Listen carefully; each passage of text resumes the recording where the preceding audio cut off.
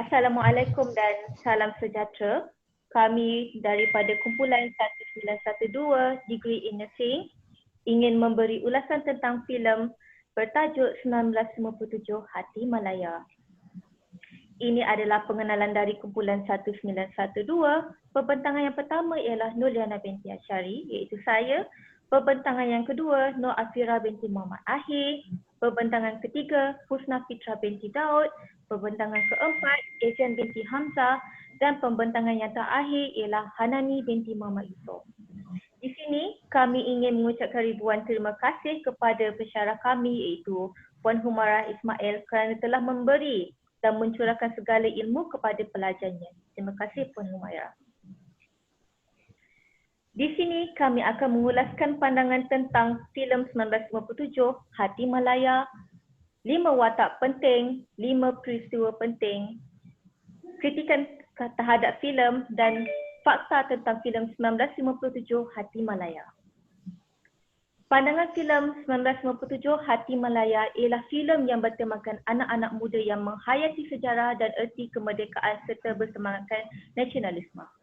Filem ini mengambilkan penonton dengan cara bagaimana sebuah kemerdekaan negara Malaysia, Tanah Melayu atau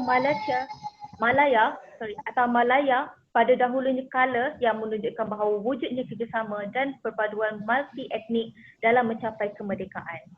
Malaysia atau Malaya adalah sebuah negara yang penduduknya berbilang kaum yang terdiri daripada Melayu, Cina dan India secara majoritinya, walaupun pada awalnya ia telah menimbulkan jurang yang ketara antara kaum. Namun perbezaan antara kaum ditinggikan dan mereka bersama-sama berusaha untuk memperjuangkan kemerdekaan.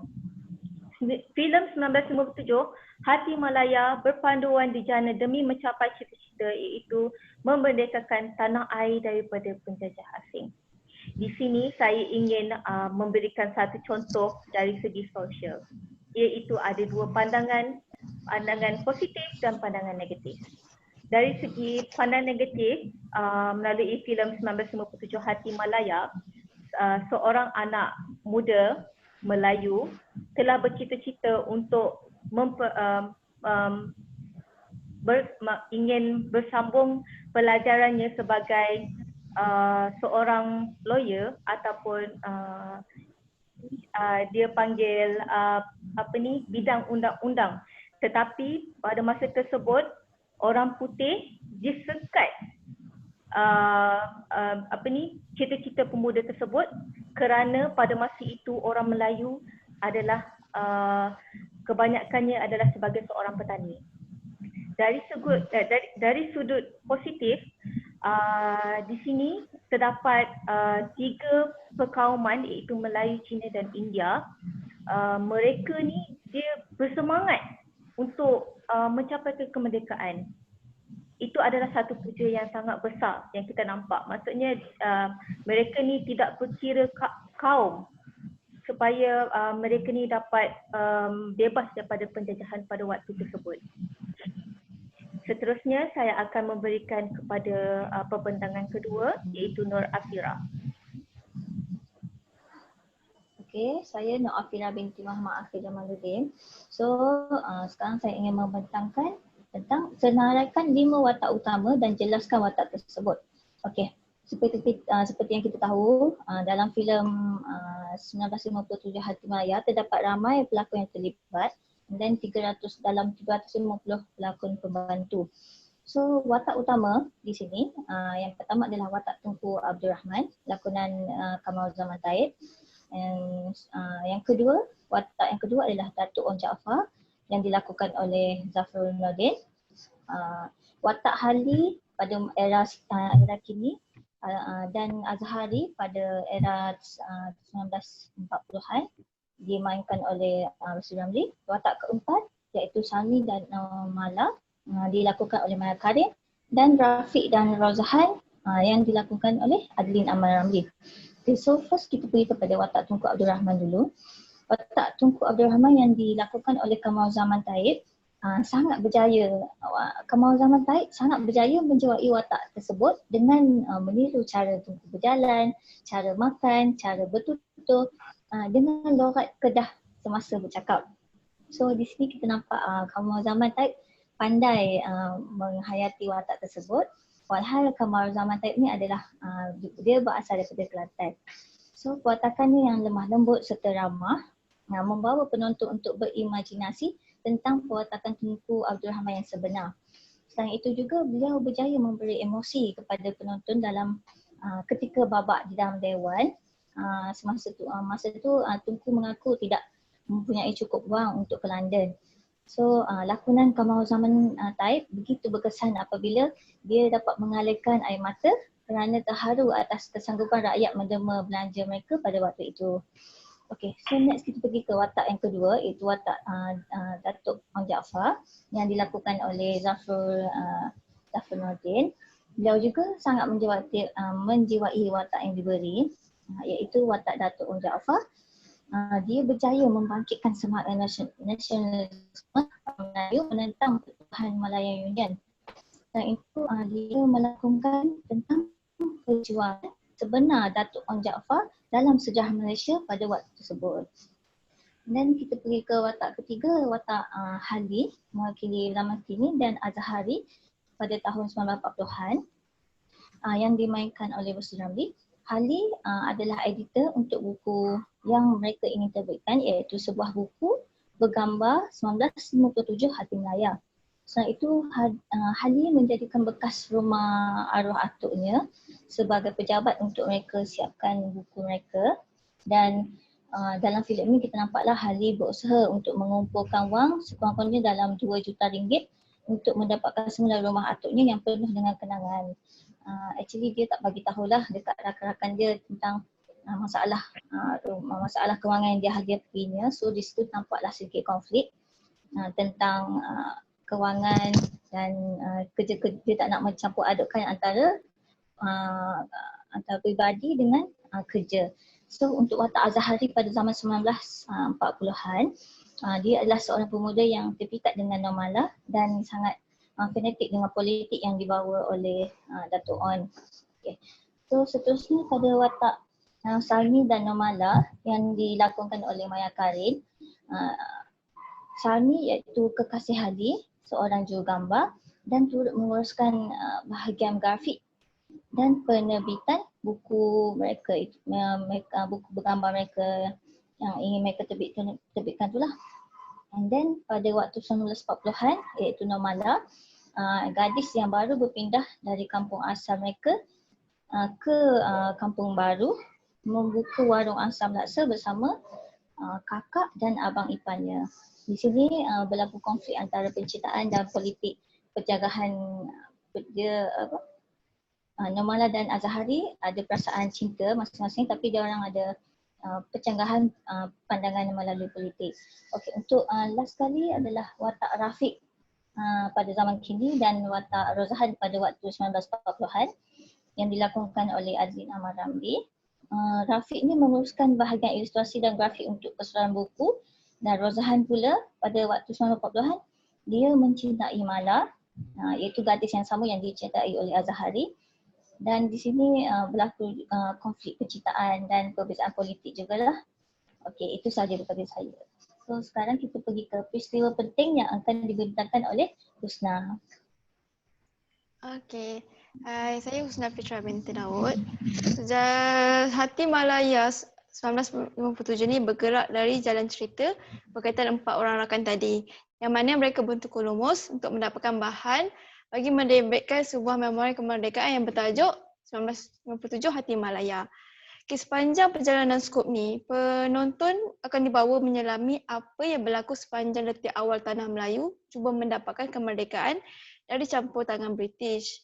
Ianya memaparkan segala kesukaran dan susah payah bagaimana kemerdekaan ingin dicapai melalui teknik flashback. Okey, yang pertama, peristiwa pertama iaitu penentangan orang Melayu terhadap Malaya Union. Okey, pada tahun 1946, penubuhan Malaya Union merupakan sebuah gabungan negeri-negeri Melayu dan negeri-negeri Selat bagi menggantikan British Malaya. Antara ciri-ciri Malaya Union adalah ia merangkumi 9 buah negeri, diketuai oleh seorang Gubernur Inggeris. Pusat pentadbirannya adalah di Kuala Lumpur. Kuasa-kuasa Raja Melayu dihapuskan dan juga pengenalan kerakyatan Jusoli. Jadi ciri-ciri dalam Melayu Union yang dilihat mampu mengugat kedudukan orang Melayu dan raja-raja Melayu ini telah menjadikan rasa benci terhadap penjajah British dalam kalangan orang Melayu semakin merebak. Maka para pemimpin Melayu dan orang-orang Melayu secara besar-besaran bangun menentang penubuhan Melayu Union sehingga akhirnya ia tidak dapat dilaksanakan dan digantikan pula dengan Kerajaan Persekutuan Malaya. Peristiwa kedua iaitu penubuhan UMNO. Penubuhan UMNO pada tahun 1946 dengan Dato' On bin Jaafar sebagai pemimpinnya yang pertama dikatakan sebagai untuk menyentuhkan orang-orang Melayu bagi menentang Melayu Union untuk memelihara hak dan kepentingan orang-orang Melayu serta kedaulatan raja-raja. Namun, pada satu ketika Dato' On telah mencadangkan keahlian parti terbuka kepada semua penduduk tanah Melayu tanpa mengira puak. Dan nama UMNO pula akan ditukarkan menjadi Persatuan Nasional untuk Penduduk Tanah Melayu Bersatu. Akibat daripada tersebut, cadangan itu telah mendapat tentangan daripada orang-orang Melayu kerana bagi mereka ia menghilangkan hak keistimewaan orang Melayu. Akibat daripada itu, Dato' On meletakkan jawatan sebagai Presiden UMNO dan kemudian mengasaskan Parti Kemerdekaan Malaya IMP pada tahun yang sama. Kita pergi seterusnya kepada peristiwa ketiga iaitu Pilihan Raya Pertama Tanah Melayu. Setelah pengunduran Dato' On daripada UMNO, jadinya Tunku Abdul Rahman telah dilantik sebagai pengerusi UMNO. Jadi kiranya pengerusi UMNO yang kedua lah. Dalam pilihan raya Majlis Perbandaran Kuala Lumpur pada tahun 1952, Parti Perikatan iaitu UMNO dan MCA telah berjaya memenangi 9 daripada 12 kerusi yang dipertandingkan. Rentetan daripada itu telah melintas kepada pilihan raya umum pertama bagi Tanah Melayu pada Julai 1955 di mana UMNO, MCA dan juga MIC telah bergabung dalam Parti Perikatan dan berjaya memenangi 51 daripada 52 kerusi yang dipertandingkan. Selepas menang besar dalam pilihan raya tersebut, Parti Perikatan diberikan mandat jelas oleh rakyat untuk mendesak serta berunding dengan British supaya Tanah Melayu diberikan kemerdekaan yang penuh. Oleh itu, Tunku Abdul Rahman telah berangkat ke London bagi rundingan tuntutan kemerdekaan. Peristiwa keempat iaitu pembentukan Perlembagaan Persekutuan Tanah Melayu 1957. Itu pada tahun 1956, Suruhanjaya RED ditubuhkan bagi mengubal Perlembagaan Persekutuan Tanah Melayu. Dalam mengubal undang-undang tersebut, Suruhanjaya telah mengambil kira pandangan keseluruhan penduduk Tanah Melayu. Satu orang perlembagaan diluluskan oleh Majlis Perundangan Persekutuan pada 15 Ogos 1957 dan ia mula dikuatkuasakan pada 27 Ogos 1957. Antara kandungan utama Perlembagaan Persekutuan Tanah Melayu adalah mewujudkan sebuah kerajaan persekutuan. Ketua negara ialah Duli Yang Maha Mulia yang di-Pertuan Agong. Ketua kerajaan ialah Perdana Menteri yang dilantik daripada parti yang mendapat sokongan majoriti dalam Dewan Rakyat. Kedudukan istimewa orang Melayu dikekalkan. Bahasa Melayu sebagai bahasa kebangsaan serta agama Islam adalah agama rasmi negara yang mana daripada semenjak ia diluluskan sehingga hari ini kita masih lagi mengamalkan. Akhir sekali iaitu peristiwa kelima di mana pengisytiharan kemerdekaan. Sebaik tamat perbahasan Majlis Perundangan Persekutuan pada 27 Ogos 1957, perundangan persekutuan itu diluluskan dan dikuatkuasakan pada 31 Ogos 1997. Dan pada tarikh keramat tersebut, Tunku Abdul Rahman melakukan laungan merdeka sebanyak 7 kali di Stadium Merdeka dan beliau dilantik sebagai Perdana Malaysia yang pertama. Jadi cerita dalam Hati Malaya ini banyak berkaitan dengan semestinya berkaitan dengan sejarah. Jadi ia menceritakan daripada awal apa yang jadi daripada penjajahan British sehinggalah Malaysia mendapat kemerdekaannya sendiri. Itu saja. Seterusnya kami akan pergi kepada pembentangan yang keempat.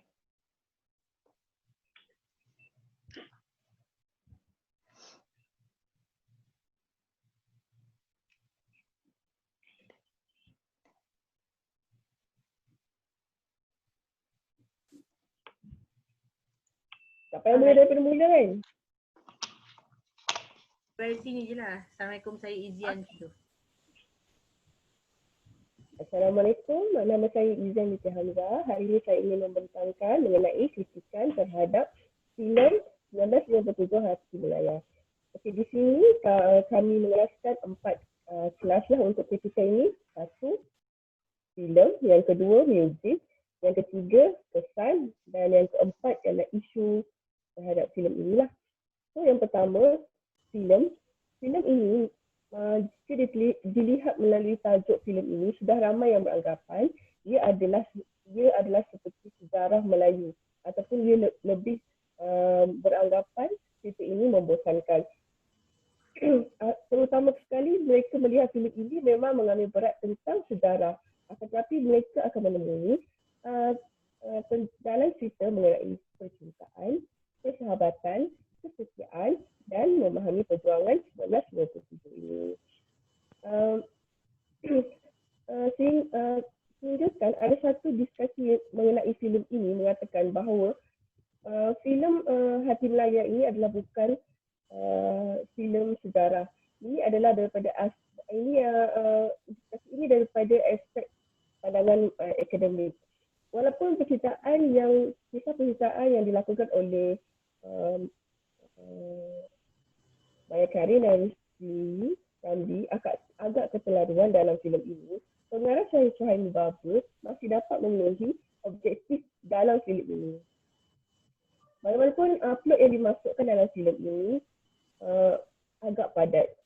Tetapi setiap plot yang dimasukkan terlalu ringkas bagi orang yang bukan berminat dalam bidang sejarah ini. Mereka akan tidak dapat memahami setiap apa yang cuba penerbit ingin sampaikan. Selain daripada itu, filem ini juga menggunakan kaedah blue screen dan CGI. Ia menggambarkan prop dan suasana yang agak kasar, seperti tidak mesra dalam watak dan juga background.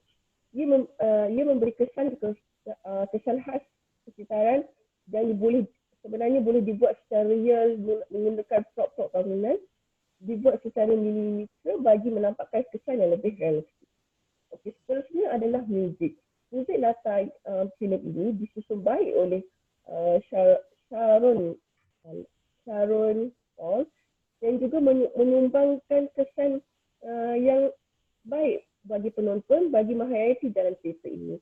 Selain daripada itu, Sharon Paul juga membuat satu lagu sebagai lagu tema filem ini yang didendangkan oleh Datuk Seri Siti Nurhaliza yang bertajuk Hati. Lagu ini juga ditulis lirik oleh Suhaimi Baba. Muzik ini juga banyak memberi kesan yang baik kepada filem ini kerana banyak anugerah yang telah dinobatkan terhadap filem ini, seperti Festival Filem Melaya, Muzik Asal Terbaik dan Festival Filem Malaysia, lagu tema Asal Terbaik. Seterusnya kita pergi kepada kesan daripada filem ini. So, perdebatan soal isu perkawaman dalam filem ini dan juga keayatan banyak menimbulkan kesan bagi setengah penonton yang mempunyai jiwa perkawaman yang sangat kuat. Ini juga amat sukar untuk diterapkan untuk jiwa perjuangan dalam kemerdekaan jika mereka mempunyai jiwa perkawaman yang mereka utamakan. Ketidakmatangan pemikiran kaum Melayu masa ketika itu juga perlu dikritikkan. Pemimpin telah bersusah payah memperjuangkan sesuatu perkara, dengan senangnya mereka membantah dan tidak setuju dengan keputusan oleh pihak pemerintah. Sedangkan kita ketahui mereka dipilih dengan begitu baik dari segi pelajaran, kewangan dan juga mereka dipilih melalui pemikiran mereka juga. Selain daripada itu,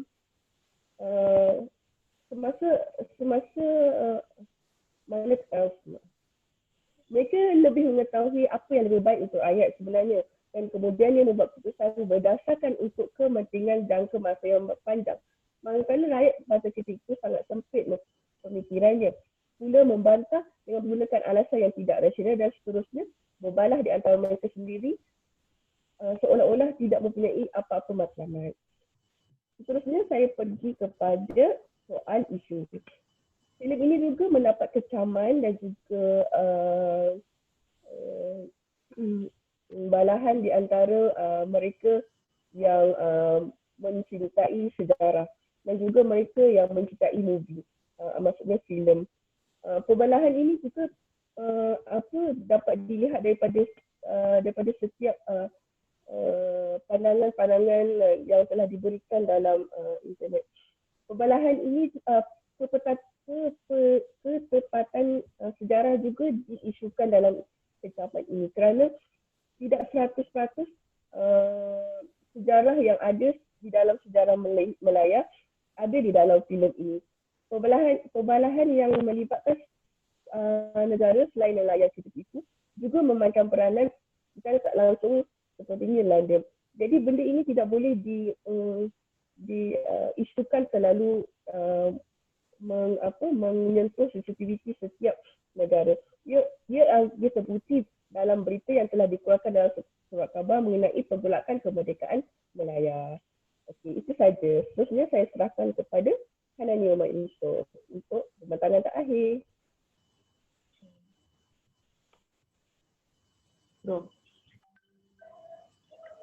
Terima kasih Izian Hamzah. Saya Hanani binti Muhammad Yusof ini menerangkan tentang fakta berkenaan dengan filem 1957 Hati Melaya. Saya pecahkan kepada dua fakta iaitu pembikinan dan penghasilan.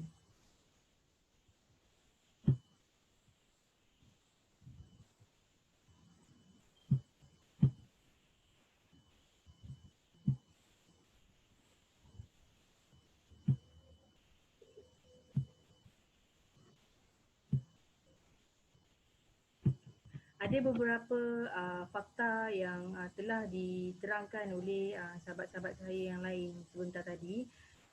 Namun begitu saya masih ada lagi beberapa fakta yang harus saya terangkan supaya kita dapat belajar bersama-sama. Dan ini harus diterapkan kepada semua penonton juga kepada generasi yang akan datang. Tentang pembikinan filem 1957 Hati Melaya ini, kita ada fakta-fakta seperti tidak 100%-nya tepat, simbolik 1957 dan Hati Melaya, bahasa dan tulisan ketelitian dan keperincian, keberkesanan watak, garapan plot, latar masa dan tempat, teknologi, kerjasama Finas dan DG, ditayangkan pada 25 Oktober 2007, diedarkan oleh Pesona Pictures Sendia Berhad. Karya ini adalah karya Suhaimi Baba atau dikenali dengan Syumi, dan juga lagu karya Sharon Paul dimainkan sebagai lagu tema filem ini. Tentang fakta tidak 100% tepat ini, saya ambil daripada temu bual bersama Suhaimi Baba. Kerana filem ini setelah ditayangkan mendapat beberapa kecaman, bukan saja di dalam Malaysia, malah di luar negara Malaysia juga. Pihak produksi telah mendapat kecaman daripada pihak negara luar seperti China, mengatakan bahawa filem ini sebenarnya semata-mata dikeluarkan untuk memburuk-burukkan orang-orang Cina. Namun begitu, pihak produksi dan Suhaimi Baba sendiri berkata apa yang berlaku pada selepas zaman Jepun dan ketika darurat iaitu zaman komunis, sememangnya isu-isu penting. Tapi untuk filem ini, saya tidak buat sekadar usik-usik sahaja. Ini bermakna Suhaimi Baba menitik beratkan tentang fakta-fakta ataupun sejarah-sejarah yang berlaku sepanjang mencapai kemerdekaan. Bukanlah sekadar untuk parodi yang biasa-biasa seperti mana yang telah dibuat oleh produksi-produksi filem yang lain. Jadi Suhaimi Baba juga berkata sebagai pembuat filem, beliau juga perlu membuat kajian siapa sasaran filem ini. Beliau menyasarkan filem ini kepada penuntut-penuntut sekolah, anak muda yang kurang jiwa patriotiknya sebab kebanyakan mereka tidak kenal kepada sejarah negara. Masalah ini akan berlanjutan pada masa akan datang sekiranya filem-filem seperti ini tidak lagi dilahirkan di negara ini. Suami Baba juga berkata, saya tidak buat filem ini untuk mewakili mana-mana bangsa. Latar belakang filem ini adalah jelas, iaitu bagaimana rumitnya proses untuk mendapatkan kemerdekaan negara. Kalau hendak dipaparkan segala-galanya, suami Baba berfikir filem ini mengambil masa lebih kurang dalam 5 jam sebab terlampau banyak peristiwa-peristiwa ataupun selitan-selitan keadaan sebenar yang berlaku yang tidak dapat dimasukkan di dalam dirumuskan di dalam filem ini. Beliau juga memilih tahun 1954, 1956, 57 dan 63. Itu adalah contoh ataupun tempoh yang rumit dalam proses mendapatkan kemerdekaan. Beliau mempunyai sebab mengapa untuk tidak menonjolkan MIC dan MCA, kerana MIC walaupun pada ketika itu memang wujud, tetapi perjuangan politik mereka untuk memberi sokongan kepada perjuangan pemimpin mereka di negara India sahaja. MCA pula ditubuhkan bukan tujuan politik tetapi untuk menjaga kepentingan tauke-tauke Cina. Itulah antara sebab suami Baba tidak begitu menonjolkan MIC dan MCA dalam filem 1957 Hati Melaya. Hati Melaya 1957 Hati Melaya ini mempunyai simbolik tersendiri. Nombor 1957 itu sendiri memberitahu ataupun diletakkan di dalam poster filem ini ataupun sebagai tajuk filem ini kerana ingin memberi peringatan kepada penonton ataupun rakyat Malaysia yang menonton bahawa tahun ini adalah tahun bendera Malayan Union diturunkan, bendera Malaysia dinaikkan dan laungan merdeka dilaungkan pada tahun 1957. Begitu juga dengan Hati Melaya. Perkataan ataupun ayat Hati Melaya ini melambangkan penyatuan hati rakyat tanpa mengira bangsa. Mereka bersatu hati dalam proses mendapatkan kemerdekaan walaupun masing-masing mempunyai perbezaan pendapat.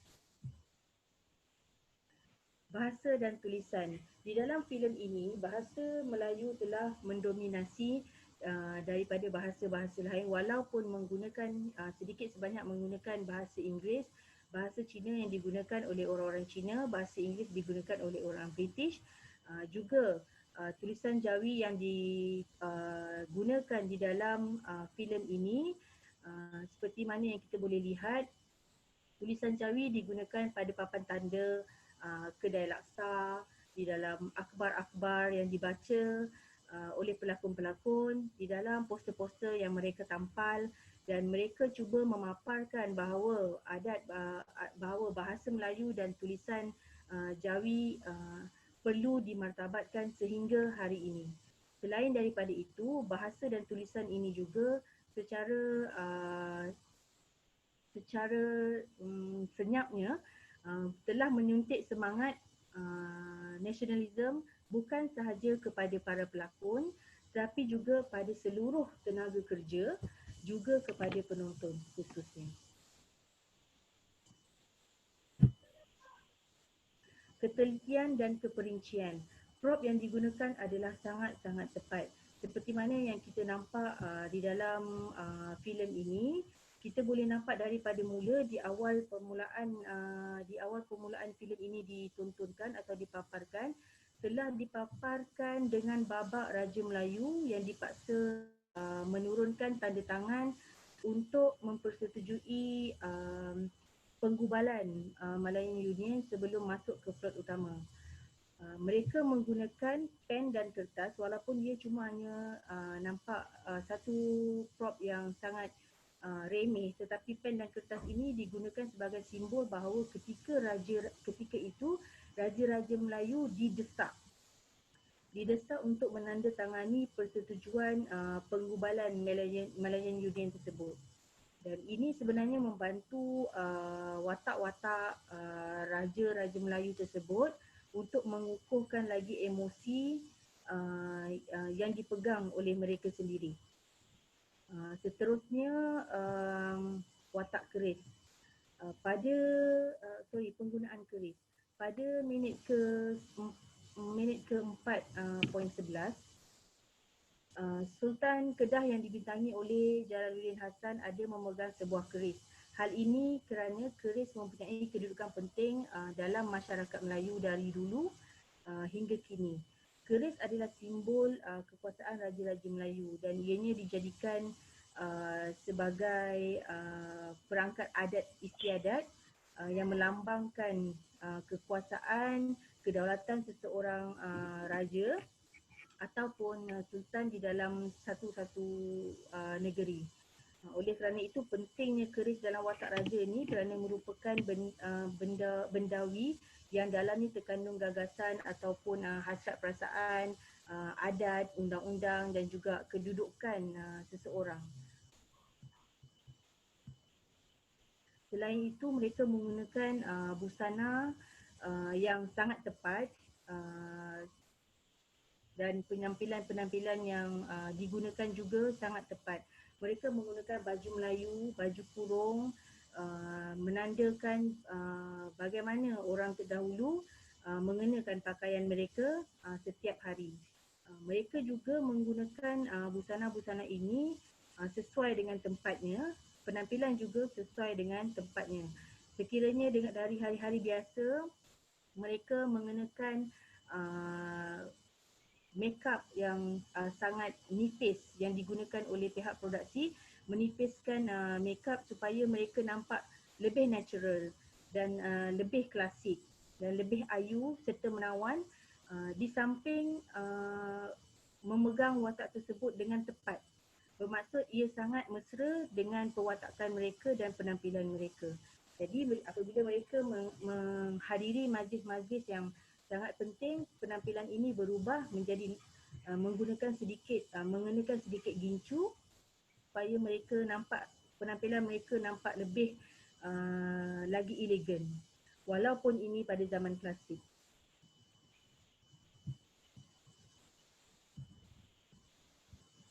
Keberkesanan watak seperti mana yang telah diterangkan oleh sahabat-sahabat saya tadi, watak Tun Abdul Rahman yang dilakonkan oleh Kamaruzaman Taib ini sangat memberi kesan, terutama apabila beliau menzahirkan rasa sayu ataupun terharu sehingga menitiskan air mata apabila rakyat menyatakan hasrat untuk membantu beliau menambahkan dana supaya dapat menampung kos beliau pergi ke London.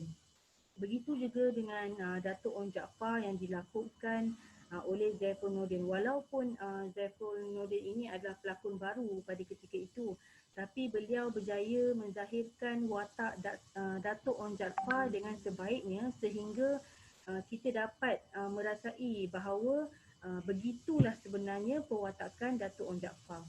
Di samping itu juga 1957 Hati Melaya ini dapat mengembangkan watak-watak lain yang sememangnya kita tahu kehebatan watak-watak mereka, kehebatan pelakon-pelakon ini walaupun mereka berlakon di dalam filem ataupun drama yang lain.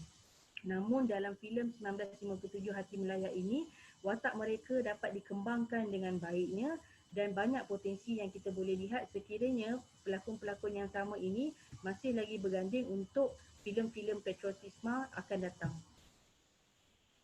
Garapan plot. Cerita ini sangat tersusun dengan baik walaupun banyak cerita ataupun banyak peristiwa yang berlaku seperti mana yang diterangkan oleh Husna tadi. Terdapat 5 peristiwa penting di dalam cerita ini, namun dapat disusun dengan baik sehingga mudah difahami. Transisi antara dua zaman yang digunakan juga sangat lancar, iaitu zaman moden dan zaman kolonial.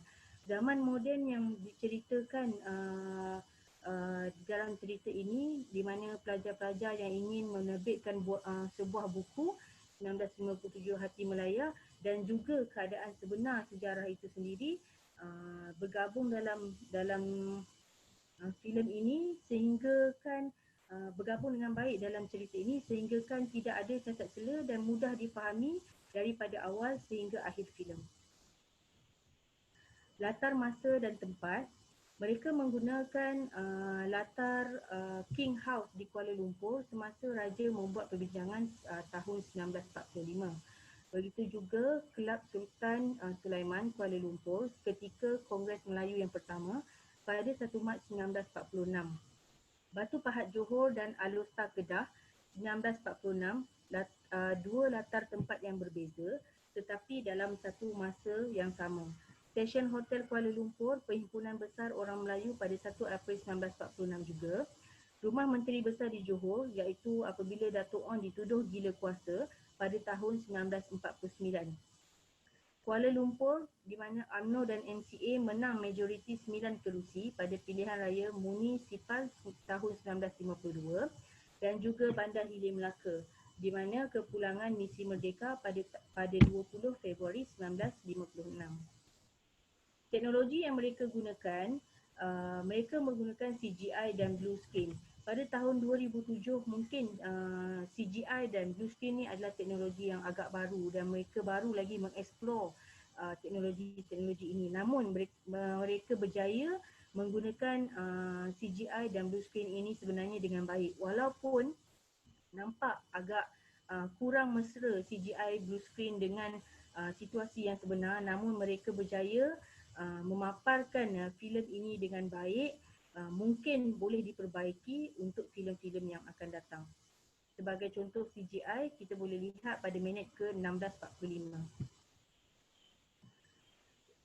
Fakta penghasilan pula, sebenarnya filem ini telah menelan belanja sebanyak 3.6 juta dan juga pernah tercalon dalam bermacam-macam kategori festival dan juga menang banyak anugerah pada tahun 2007 dan 2008. Dan paling membanggakan ialah sebelum filem ini ditayangkan pada setiap tayangan di setiap pawagam, pihak pawagam akan memainkan lagu Negaraku terlebih dahulu. Ini berjaya menerapkan rasa kasih sayang penonton kepada negara juga kepada perjuangan-perjuangan yang telah dilakukan sebelum ini, sebelum ditayangkan filem ini, sebelum menonton filem ini di pawagam. Jadi ini adalah satu perkara yang harus dibanggakan dan harus kita memberi sokongan untuk filem-filem ini dihasilkan pada masa yang akan datang supaya generasi-generasi yang akan datang lebih faham dan lebih tahu akan sejarah negara mereka.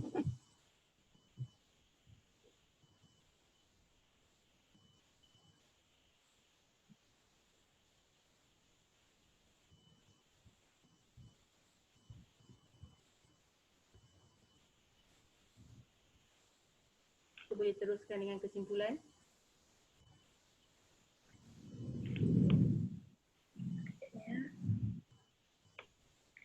Okey. Kesimpulan filem 1997 Hati Malaya sangat bermutu tinggi berkaitan sejarah. Bukanlah sesuatu yang senang untuk direalisasikan, terutamanya apabila terjadinya pertelingkahan fakta. Akhir sekali, sifat positif seperti tidak berputus asa yang ditunjukkan oleh kebanyakan rakyat dan juga pemimpin seperti filem ini wajar dibanggakan. Walaupun berbagai masalah yang dihadapi seperti yang dinyatakan di dalam filem, tetapi mereka sikit pun tidak mengalah.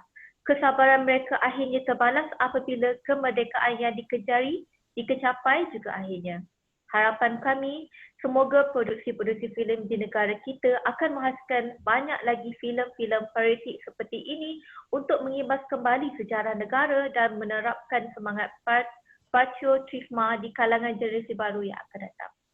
Sekian terima kasih saya ucapkan dan tahniah kepada kesemua pembentangan saya pada hari ini. Terima kasih. Terima kasih.